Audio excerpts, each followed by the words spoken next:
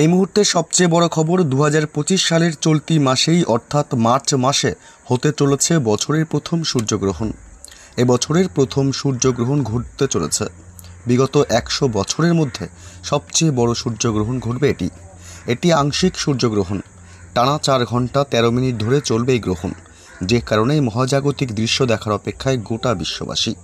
তবে সূর্যগ্রহণ চলাকালীন সকলকেই থাকতে হবে অত্যন্ত সাবধান, কারণ বছরের প্রথম সূর্যগ্রহণে বেশ কিছু রাশির ওপরে পড়বে খারাপ প্রভাব।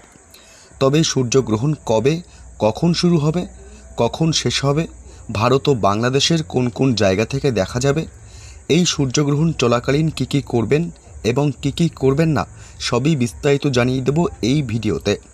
বিস্তারিত জানতে হলে ভিডিওটি অবশ্যই শেষ পর্যন্ত দেখবেন এবং পরবর্তী নতুন খবরগুলির আপডেট পেতে আমাদের ইউটিউব চ্যানেলটি সাবস্ক্রাইব করে আমাদের সঙ্গে থাকবেন।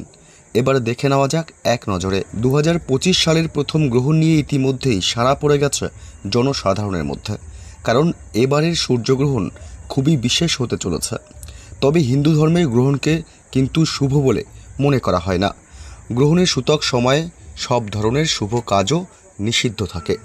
এই সময়কালে অনেক সতর্কতা অবলম্বন করার পরামর্শ দেওয়া হয়। এই গ্রহণ চলাকালীন কি করবেন আর কি করবেন না জেনে নিন।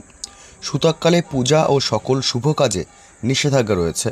এ সময়ে মন্দিরের দরজাও বন্ধ থাকে এবং ভগবানকে দেখা নিষিদ্ধ। বাড়ির মন্দিরের দরজাও বন্ধ থাকে। এছাড়াও সূতক সময়কালে কিছু খাওয়া বা পান করা নিষিদ্ধ। রান্না করা খাবারে তুলসী পাতা রাখা হয়। জ্যোতিষশাস্ত্র অনুসারে 2025 সালের প্রথম সূর্যগ্রহণ 29শে মার্চ হবে। ওই দিন দুপুর 2:20 থেকে সন্ধে 6:13 পর্যন্ত চলবে এই গ্রহণ। এটা আংশিক সূর্যগ্রহণ। এটি উত্তর পশ্চিম আফ্রিকা, উত্তর আমেরিকার উত্তর পূর্ব অংশ, ইউরোপ এবং উত্তর রাশিয়া থেকে দৃশ্যমান হবে।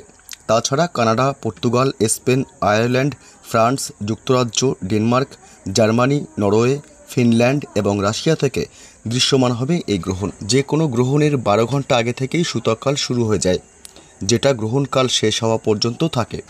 তবে ভারত ও বাংলাদেশে সূতককালকে মান্যতা দেওয়া হবে না, কারণ এই সূর্যগ্রহণ ভারত ও বাংলাদেশে দেখা যাবে না।